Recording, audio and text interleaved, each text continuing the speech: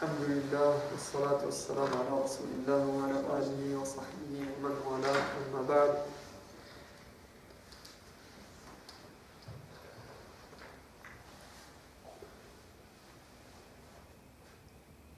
وصلنا إلى المبحث الثاني وهو بعنوان بيان أن الإقرار بهذا التوحيد وحده لا ينجي من العذاب.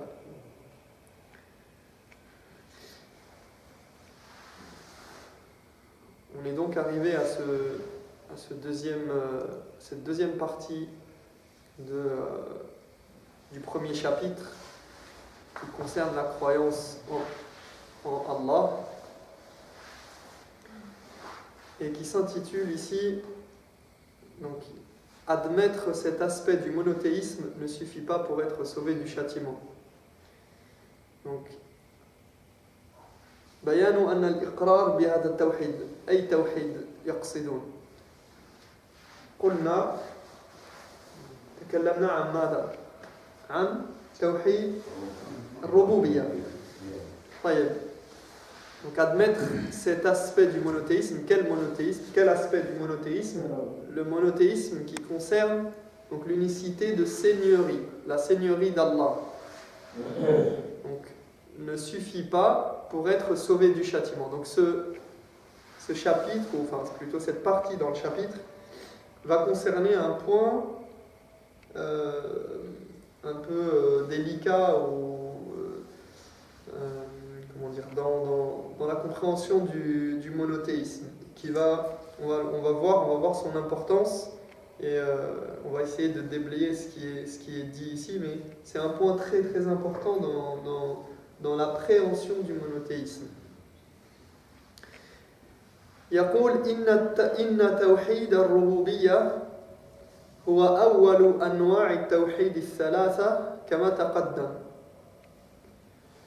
ولذا فإنه لا يصح إيمان أحد ولا يتحقق توحيده إلا إذا وحد الله في ربوبيته.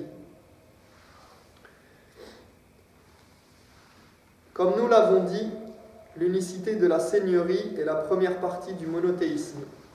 Ainsi, nul ne peut avoir la foi ni devenir monothéiste s'il ne croit pas en l'unicité d'Allah au niveau de la seigneurie.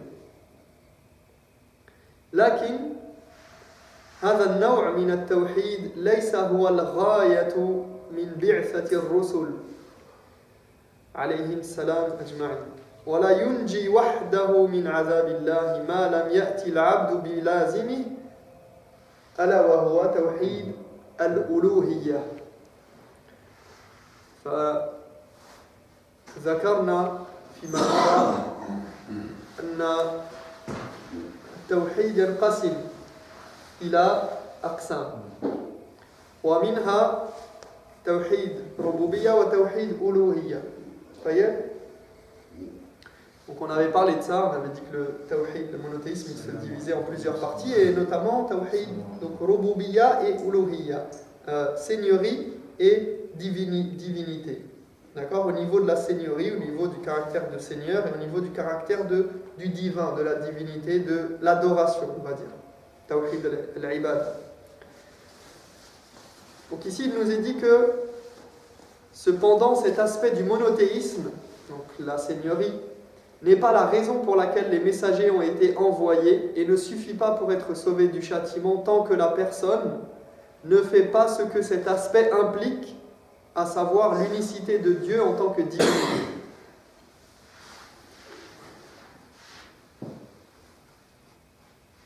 Donc, ici en fait, on va traiter deux points séparément, mais qui découlent directement du sens que l'on donne à l'idée de seigneur et de seigneurie et de foi.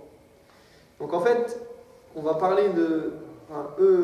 ici les auteurs vont mettre en avant ce point-là et nous on va essayer d'exprimer les choses un peu différemment et de détailler certaines choses. Mais en fait, on va parler du terme seigneurie ici, on va voir que le terme seigneurie, il est pris dans son sens le plus, je dirais, simplifié et le plus large et le plus répandu dans la masse auprès des gens. Dans la tête des gens, qu'est-ce que ça veut dire Rabb? D'accord? Qu'est-ce que ça veut dire Allah, un Seigneur, Dieu. D'accord? Ce sens-là, il est répandu chez les gens. Il veut dire quelque chose. Et c'est un peu ici, c'est dans ce sens-là qu'il va falloir comprendre Rububiyya, et non pas dans le sens réel et complet que l'on a défini au préalable. Pourquoi je dis ça? Parce que dans ce qu'il va être présenté ici, eh bien, on va voir qu'on ne peut pas coller le mot Rububiyya qu'ils utilisent ici, qui est utilisé ici, et lui donner les sens qu'on avait donnés au préalable, qu'on avait définis. Alors on va aller plus dans le détail et vous allez comprendre, Inch'Allah.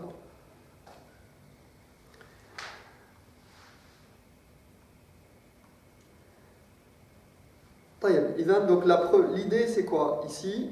C'est que donc ils nous disent que Tawhid Rububiyya c'est un des points du Tawhid, donc le monothéisme, l'unicité au niveau de la seigneurie d'Allah, c'est un des points du Tawhid, mais qu'il ne suffit pas pour faire partie des monothéistes et pour être sauvé de l'enfer.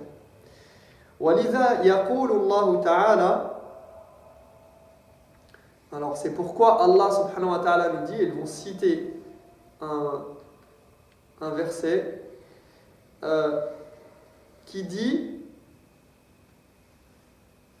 وَمَا يُؤْمِنُ أَكْثَرُهُمْ بِاللَّهِ إِلَّا وَهُمْ مُشْرِكُونَ. C'est un verset de Surat Yusuf, vers la fin de Surat Yusuf. وَمَا يُؤْمِنُ أَكْثَرُهُمْ بِاللَّهِ إِلَّا استثناء وَهُمْ مُشْرِكُونَ. Donc,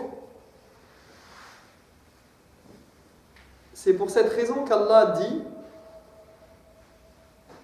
et la plupart d'entre eux ne croient en Dieu qu'en lui donnant des associés. Et la plupart d'entre eux ne croient en Dieu, donc ils croient en Dieu, mais en lui donnant des associés. وَمَا يُؤْمِنُ أَكْثَرُهُمْ بِاللَّهِ إِلَّا وَهُمْ مُشْرِكُونَ. وَالْمَعْنَى أي ما يقر أكثرهم بالله ربا وخالقا ورازقا ومدبرا، وكل هذا من معاني توحيد الربوبية، إلا وهم مشركون معه في عبادته غيره من الأوثان والأصنام التي لا تضر ولا تنفع ولا تعطي ولا تمنع. وبهذا المعنى للآية قال المفسرون من الصحابة والتابعين. C'est-à-dire que la plupart d'entre eux n'attestent qu'Allah est le Seigneur, le Créateur, le pourvoyeur, donc celui qui pourvoit, celui qui donne la subsistance, Al-Raziq ou Al-Razaq, l'administrateur, celui qui administre, celui qui organise les choses dans l'univers, l'administrateur de l'univers. Donc tous ces sens-là qui sont tous des sens de la seigneurie, donc ils n'attestent, donc le verset veut dire, ils expliquent que le verset veut dire que la plupart d'entre les gens n'attestent ces sens de la seigneurie, donc ils attestent ces sens de la seigneurie qu'en associant à son adoration d'autres divinités parmi les idoles et autres statues qui ne procurent en vérité aucun bien, ni ne peuvent nuire en aucune manière, qui ne peuvent ni donner, ni priver. Et c'est ainsi que les compagnons et la génération suivante ont interprété ce verset. Donc, voilà comment ce verset il a été interprété par les compagnons. Sahaba, radiyallahu anhum, wa tabi'in, et ceux qui sont venus par la suite. وهذا دائما هذا المنهج الذي نتبعه ونتبعه هو الاستدلال بالآية وبفهم الصحابة والتابعين والعلماء. Donc, lorsqu'on utilise un verset du Coran, eh bien, notre méthodologie, c'est celle-là, c'est la méthodologie qu'on doit toujours avoir quand on parle d'un verset du Coran, c'est qu'est-ce que les compagnons et ceux qui sont venus après et les savants de la communauté ont compris de ce verset et comment ils ont expliqué ce verset. Ça ne ferme pas la compréhension du verset. C'est simplement dire qu'on a une base de réflexion sur ce verset et ceux qui ont reçu le message, ils sont plus à même de comprendre les versets et de les expliquer que ceux qui sont venus par la suite. C'est logique. Ceux qui ont vécu la révélation, ceux qui ont été dans le contexte de la révélation, qui parlaient la langue arabe du Coran et de l'époque à laquelle la révélation s'est faite, qui comprenaient naturellement ce qu'impliquent les différents termes et les différents mots et le vocabulaire qui est employé dans le Coran, qui ont été là lors de la révélation de certains versets ou à la cause de la révélation de certains versets. Donc tout ça fait qu'on revient toujours à cette compréhension. Et quoi qu'il en soit, ici, même le verset lui-même, je pense qu'il est explicite et qu'il ne souffre pas d'une ambiguïté quelconque. Et je pense qu'il est assez clair quand Allah dit وَمَا يُؤْمِنُ أَكْثَرُهُمْ بِاللَّهِ إِلَّا وَهُمْ مُشْرِكُونَ. Sauf que ici, ce qui nous est expliqué, c'est à quel niveau se situe leur iman. Et c'est ce que va nous dire قال ابن Abbas, par exemple, يقول ابن عباس مثلا من إيمانهم إذا قيل لهم من خلق السماء ومن خلق الأرض ومن خلق الجبال قالوا الله وهم مشركون أي معه في العبادة. Donc Ibn Abbas, il explique ici, il dit leur foi consiste à ce que ces gens-là, lorsqu'on leur demande qui a créé les cieux, qui a créé la terre, qui a créé les montagnes, ils répondent Allah. Seulement ils sont polythéistes car ils lui associent des choses dans son adoration. Donc ils croient que Allah subhanahu wa ta'ala, il a créé les cieux, la terre, les montagnes.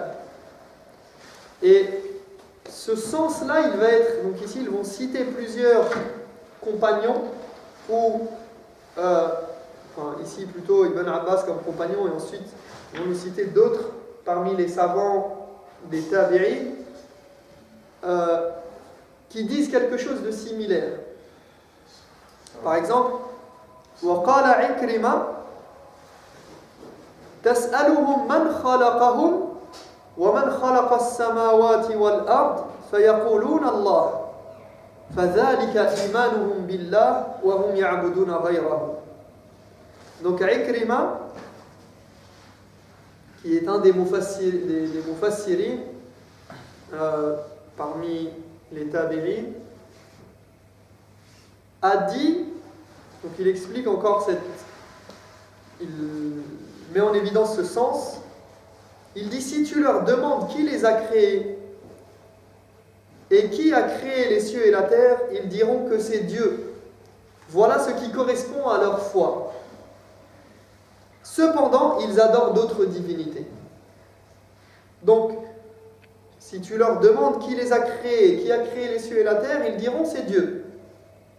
Ils croient en Dieu, en l'existence d'un Dieu créateur tout-puissant. Voilà ce qui correspond à la foi qu'ils ont. Ils ont une partie de foi. Ils croient en Dieu. Cependant, ils adorent autre chose, d'autres divinités en dehors d'Allah, à côté d'Allah. Donc on a Ibn Abbas, Ikrima. قال مجاهد إيمانهم قولهم الله خالقنا ويرزقنا ويميتنا فهذا إيمان مع شرك عبادتهم غيره. Donc Mujahid a dit, lui aussi c'est un des grands parmi ceux qui ont commenté les versets du Coran, ils croient dans le sens où ils disent Dieu est notre créateur, notre pourvoyeur, celui qui subvient à nos besoins. et c'est lui qui nous fait mourir. Ils ont donc une part de foi, mais associent dans leur adoration d'autres divinités.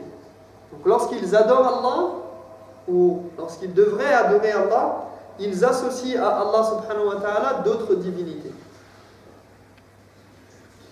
وقال عبد الرحمن بن زيد بن أسلم ليس أحد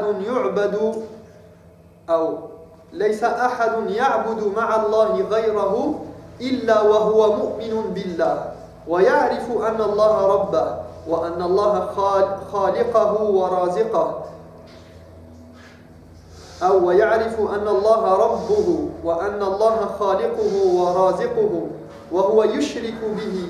ألا ترى كيف قال إبراهيم عليه السلام قال أفرأيتم ما كنتم تعبدون أنتم وآباؤكم الأقدمون فإنهم عدو لي إلا رب العالمين. يعني أفرأيتم هؤلاء ما كنتم تعبدون، يعني هذه الآلهة التي كنتم تعبدون أنتم وآباؤكم الأقدمون، كل هذه الآلهة فأنا عدو أو هي عدو لي وأنا عدو لها إلا واحدة من هذه الآلهة وهي رب العالمين. Donc Abdurrahman ibn Zayd ibn Aslam a dit: personne n'adore quelqu'un d'autre à côté d'Allah, personne n'adore autre qu'Allah sans être en même temps un peu croyant en Allah, admettant qu'il est son Seigneur, créateur et pourvoyeur, sauf qu'il lui associe quelque chose. Donc il adore à côté d'Allah, mais il est croyant en même temps en Allah. Il croit dans certaines caractéristiques de la Seigneurie d'Allah. Et en disant cela, il s'appuie sur le verset qui dit, il dit: ne vois-tu pas ce qu'avait dit Ibrahim? Et il s'était adressé à son peuple et il avait dit: sachez que les idoles que vous adorez et qu'adoraient vos lointains ancêtres sont mes ennemis, à l'exception du Seigneur des mondes. Donc l'exception mentionnée dans le verset ici, parce qu'il dit, il s'adresse à son peuple qui sont polythéistes et qui ont des idoles, et il dit: vos idoles là que vous adorez et que vos ancêtres adoraient, eh bien ce sont mes ennemis. Je suis ennemi de ces idoles et ces idoles sont mes ennemis. Je me désavoue de toutes ces idoles, sauf d'une de vos divinités qui est Rabbul Alamin. Donc qu'est-ce qu'il fait ici? Il inclut Dieu dans leurs idoles, dans leurs adorations, dans leur adoration. Donc ils adorent tout un panel de divinités. Parmi ces divinités, il y a qui? Allah. Et donc Ibrahim alayhi salam, il dit: je me désavoue de toutes vos divinités sauf Rabb al-Alamin. Ça sous-entend quoi? Ça sous-entend qu'ils adorent Allah aussi, qu'ils connaissent Allah, qu'ils croient en Allah, mais qu'ils associent à Allah. Donc ils se désavouent en disant qu'ils rejettent toutes leurs fausses divinités, enfin toutes leurs divinités, et donc les fausses divinités, et qu'ils gardent Allah, le Seigneur des mondes.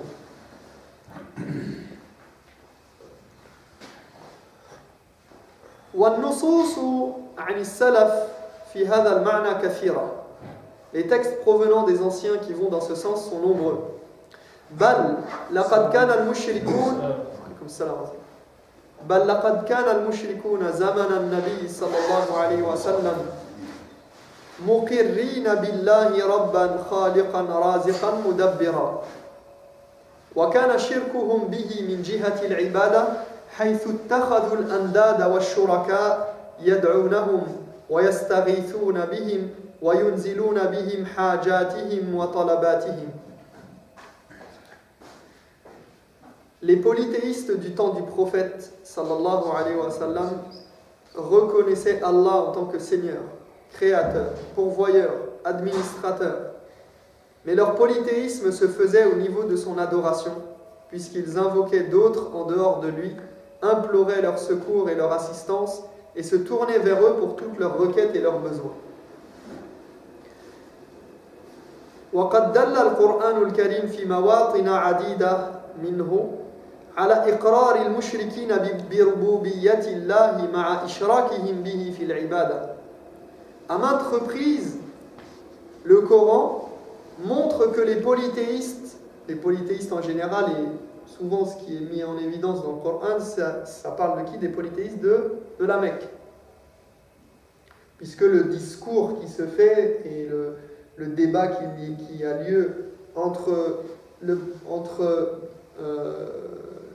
la révélation et ceux qui le rejettent, ou qui la rejettent plutôt, c'est un débat entre le prophète Muhammad et les gens qui l'entourent, donc les Qurayshites.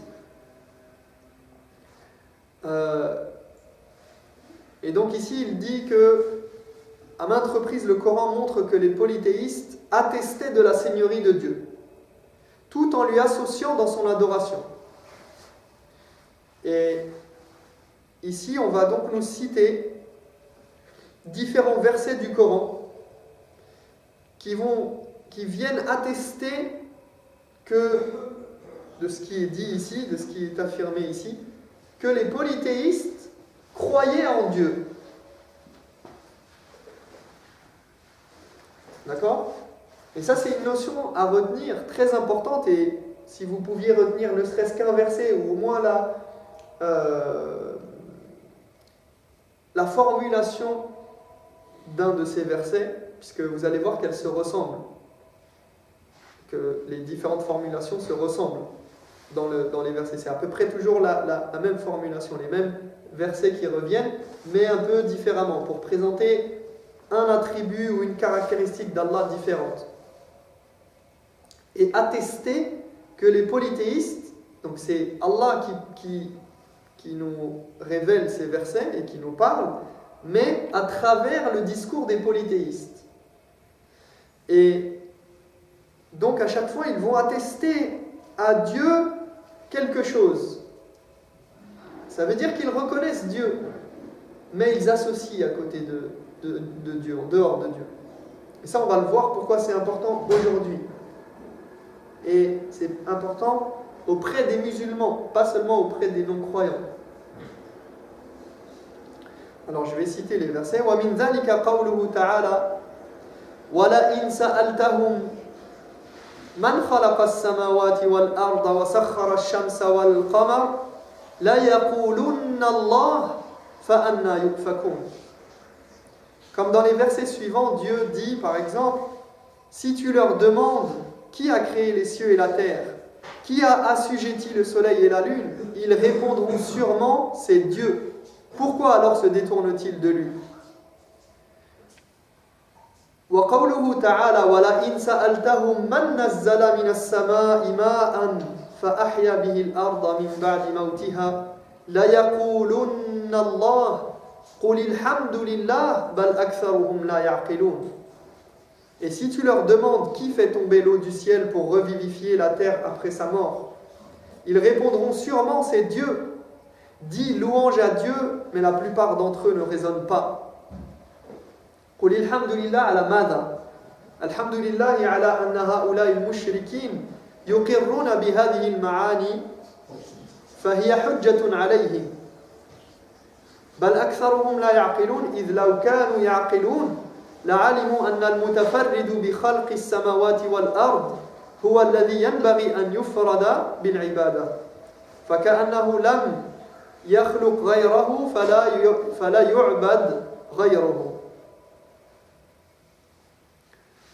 Donc, ici dans le verset, Allah dit, si tu leur demandes qui fait tomber l'eau du ciel, qui fait tomber la pluie, pour revivifier la terre après sa mort, ils vont dire c'est Dieu. Et il dit, dis alhamdulillah, louange à Dieu. C'est-à-dire, dis louange à Dieu qu'ils attestent de cette seigneurie, car ce sera une preuve contre eux. C'est une preuve contre eux puisqu'ils attestent de la seigneurie d'Allah. Mais la plupart d'entre eux ne raisonnent pas, car s'ils raisonnaient, eh bien ils auraient compris que celui qui crée, le même qui crée les cieux et la terre, qui est seul à créer les cieux et la terre, eh bien c'est lui seul également qui mérite d'être adoré. Donc ça c'était le deuxième verset. Un troisième verset, وَقَوْلُهُ تَعَالَى وَلَئِنْ سَأَلْتَهُمْ مَنْ خَلَقَهُمْ لَيَقُولُنَّ اللَّهُ فَأَنَّى يُؤْفَكُونَ. Et si tu demandes aux idolâtres qui les a créés, ils répondront certainement c'est Dieu. Comment se fait-il alors qu'ils s'en détournent? Donc et vous voyez à chaque fois revient cette interrogation à la fin du verset. Et comment se fait-il Allah, il s'étonne. Comment se fait-il qu'ils reconnaissent à Dieu certaines caractéristiques mais qu'ils s'en détournent? Comment se fait-il? Et c'est ce qu'on pourrait dire aux musulmans, à un musulman, à un croyant. Comment se fait-il que tu reconnaisses Allah fi za'mika, dans ce que tu prétends, mais tu ne suis pas son prophète, mais tu ne fais pas la prière, mais tu ne fais pas telle et telle chose? Comment se fait-il alors qu'il s'en détourne?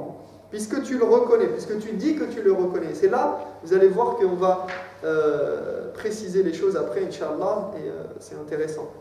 وقوله تعالى قل لمن الأرض ومن فيها إن كنتم تعلمون سيقولون لله قل أفلا تذكرون. Demande-leur encore à qui appartiennent la terre et ceux qui y vivent. Dites-le si vous le savez, ils appartiennent à Dieu, répondront-ils. Dis-leur alors, que ne pouvez-vous donc vous en souvenir? Vous agissez comme si vous ne vous rappeliez pas de ces choses-là, que vous aviez oublié cette réalité. وقوله تعالى قل من رب السماوات السبع ورب العرش العظيم سيقولون لله قل أفلا تتقون. Demande-leur qui est le Seigneur des sept cieux, le souverain du trône sublime. C'est Dieu, répondront-ils. Dis-leur alors, ne le craignez-vous donc point? قل من بيده ملكوت كل شيء وهو يجير ولا يجار عليه إن كنتم تعلمون سيقولون لله قل فأنى تسحرون. Demande-leur qui détient le pouvoir suprême sur toute chose. Qui est celui qui protège et qui n'a pas besoin d'être protégé? Dites-le si vous le savez. C'est Dieu, répondront-ils. Dis, pourquoi donc vous laissez-vous ainsi ensorceler au point de ne pas croire en lui? Donc dans tous ces versets, ils attestent de différents sens de la seigneurie. D'accord? On l'a vu. On le voit ici. Donc, par exemple, dans les premiers versets qui sont cités, quel est le point de la seigneurie qui est attesté? Par exemple, si tu leur demandes qui a créé les cieux et la terre, qui a assujetti le soleil et la lune? Donc c'est qui? C'est quoi la sifa? Il y a sifat al-rububiyya. Allah, il est le Seigneur. Donc dans les caractéristiques de la seigneurie, du fait qu'Allah il est le Seigneur, je vous rappelle, on a cité quoi? Le truc qui vient directement, qui transparaît dans le verset, c'est quoi? Man khalaqa al-khalq. Il a créé. D'accord? Le Seigneur, Allah il est le Seigneur, dans ses caractéristiques, c'est la création, le fait de créer les choses, de créer l'univers. Donc ici, ils attestent du fait que Allah il est le créateur. Donc ils attestent non seulement de son existence, d'accord? Parce qu'il y a plusieurs choses. Il y a l'existence, mais la simple existence, elle implique la création. D'accord? Le fait qu'Allah il existe, il n'y aurait pas de raison qu'il existe et qu'il ne fasse rien. D'accord? On pourrait imaginer ça, mais la logique voudrait que si il y a un Seigneur qui existe, c'est qu'il a un rôle dans cet univers. L'existence implique qu'il ait un rôle. Pas seulement juste qu'il existe et puis voilà. D'accord? Qu'il serve à entre guillemets, que cette idée-là de l'existence d'un Dieu Là, je parle du point de vue, je parle pas du point de vue de la croyance, je parle du point de vue du raisonnement logique d'un esprit saint. Donc l'existence d'un Dieu, d'un Seigneur, implique qu'il crée, qu'il fasse des choses. Donc une des premières caractéristiques la plus évidente, c'est la création. Donc ici, ils attestent de la création. Qui fait tomber la pluie? Man nazzala minas sama. C'est Allah. Ils attestent qu'il a un rôle de raziq, de pourvoyeur, qui donne, qui dispense ses bienfaits. On a encore un autre point de la Seigneurie qui est attesté ici dans ces versets. قُلْ لِمَنِ الْأَرْضِ وَمَنْ فِيهَا. ما هي الصفة هنا؟ À qui appartiennent, comme ça là, la terre et ceux qui y vivent? C'est quoi ici la caractéristique de la Seigneurie qui est mentionnée ou qui transparaît? C'est Al-Mulk. Non, Al-Mulk ou Al-Milk. Non, exactement. Hassan. Al-Mulk ou Al-Milk. La royauté, le fait de posséder, que Allah subhanahu wa ta'ala, il détient, il possède cet univers. D'accord? Et vous comprenez que tous ces sens, ce sont des sens du Seigneur, de la Seigneurie. Parce que le Seigneur, c'est celui qui possède, par excellence. Celui qui détient, qui a le droit de faire ce qu'il veut, puisque c'est à lui. C'est lui qui choisit. Donc vous voyez forcément, celui qui dispose de ces qualités-là, il a le droit d'être Seigneur. Quelqu'un qui n'aurait pas ces qualités-là, il n'aurait pas le droit d'être considéré comme un Seigneur. Il ne serait pas un Seigneur.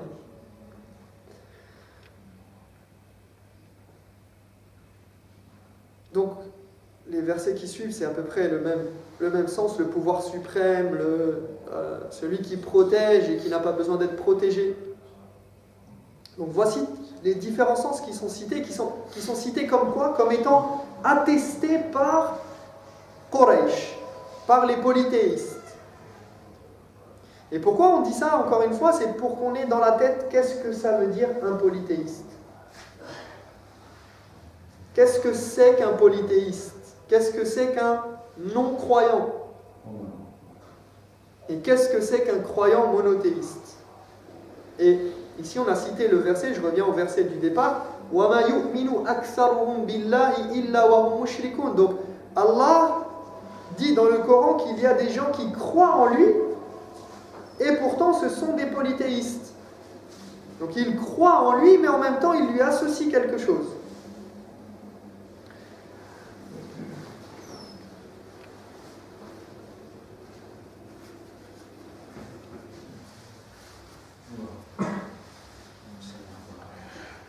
فلم يكن المشركون يعتقدون أن الأصنام هي التي تنزل الغيث وترزق العالم وتدبر شؤونه بل كانوا يعتقدون أن هذا من خصائص الرب سبحانه وتعالى.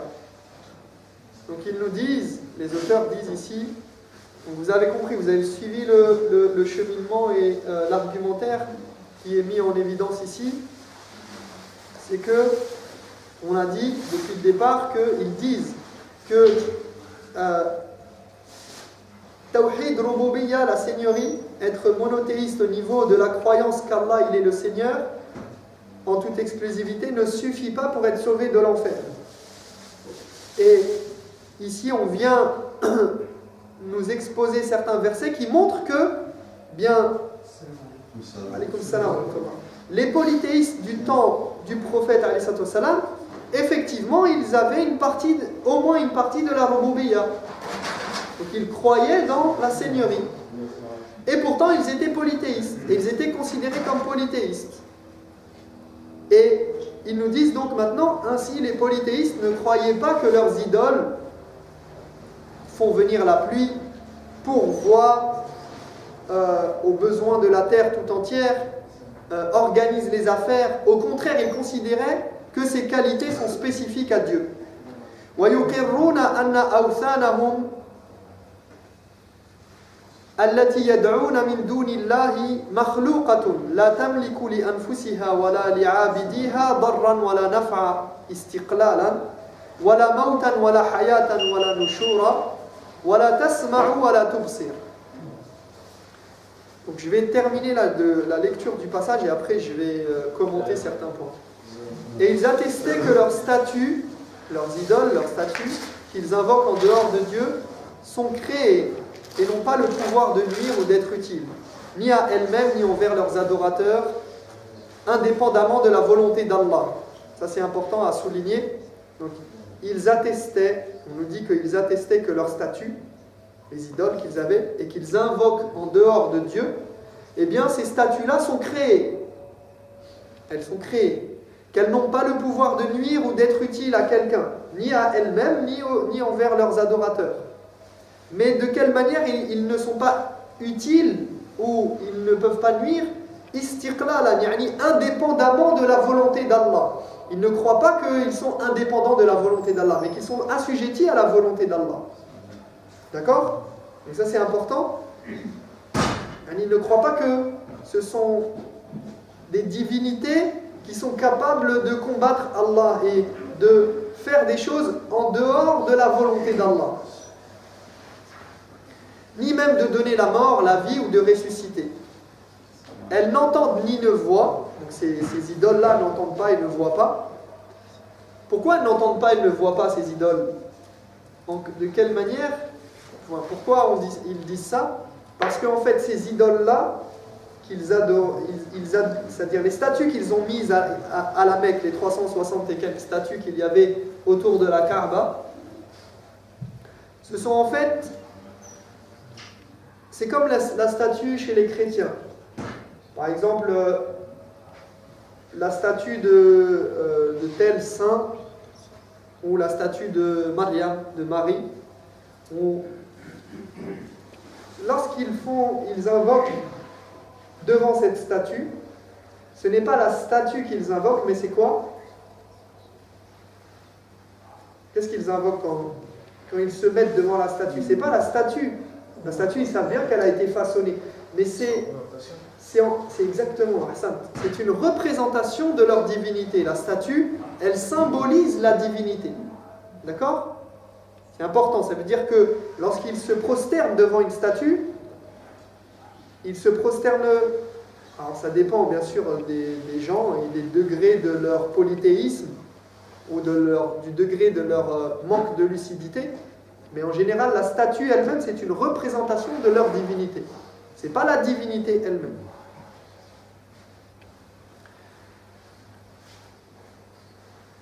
طيب ويقرون أن الله هو المتفرد بذلك لا شريك له ليس إليهم ولا إلى أوثانهم شيء من ذلك وأنه سبحانه الخالق وما عداه مخلوق والرب وما عداه مربوب غير أنهم جعلوا له من خلقه شركاء ووسائط يشفعون لهم بزعمهم عند الله ويقربونهم إليه زلفى.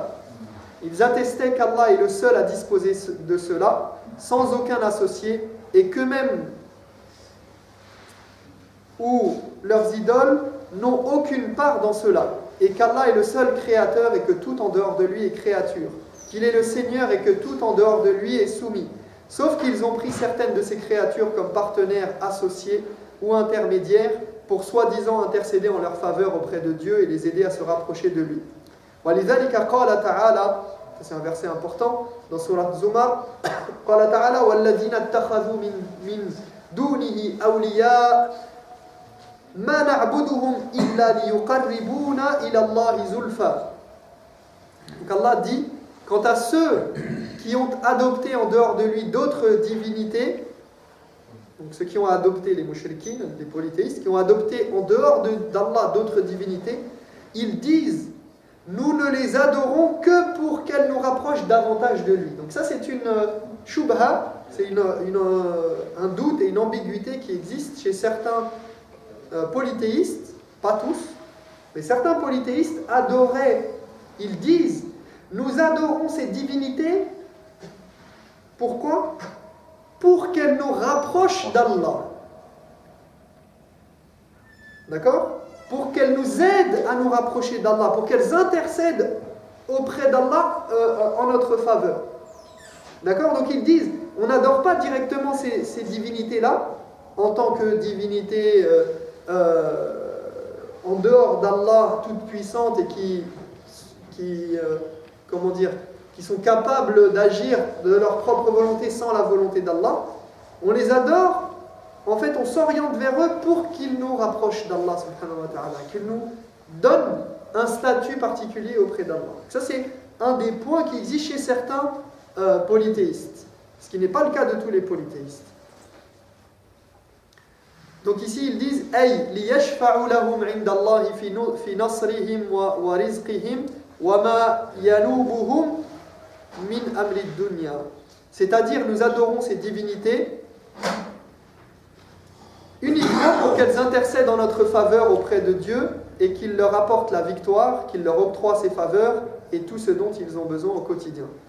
ومع هذا الإقرار العام من المشركين لله بالربوبية إلا أنه لم يدخلهم في الإسلام. Et malgré cette attestation globale de leur part concernant la seigneurie d'Allah, ils n'ont pas été considérés musulmans.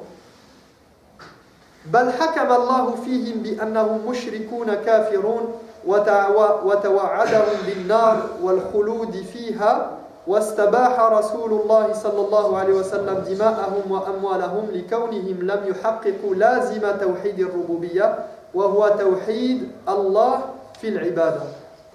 Donc je termine, le passage il est court, il est presque terminé. On arrive à la fin de cette étude. Donc ils disent au contraire, Allah les a jugés polythéistes et mécréants et leur a promis l'enfer éternel, permettant aux prophètes de les combattre s'ils attaquent et s'ils s'attaquent à lui et s'opposent à son message, pour n'avoir pas concrétisé ce qu'implique le monothéisme au niveau de la seigneurie, à savoir le monothéisme dans l'adoration. Je vais expliquer après, Inch'Allah, je ne sais pas si je ne le ferai pas dans le prochain cours. Je vais juste terminer la lecture. وبهذا يتبين أن الإقرار بتوحيد الربوبية وحده دون الإتيان بلازمه أي توحيد الألوهية لا يكفي ولا ينجي من عذاب الله بل هو حجة بالغة على الإنسان تقتضي إخلاص الدين لله وحده لا شريك له وتستلزم إفراد الله وحده بالعبادة فإذا لم يأتي بذلك فهو كافر. On comprend ainsi que le simple fait d'attester de la seigneurie d'Allah de manière générale ne suffit pas pour être sauvé du châtiment de Dieu tant qu'on ne concrétise pas en pratique l'exclusivité de l'adoration qu'elle implique.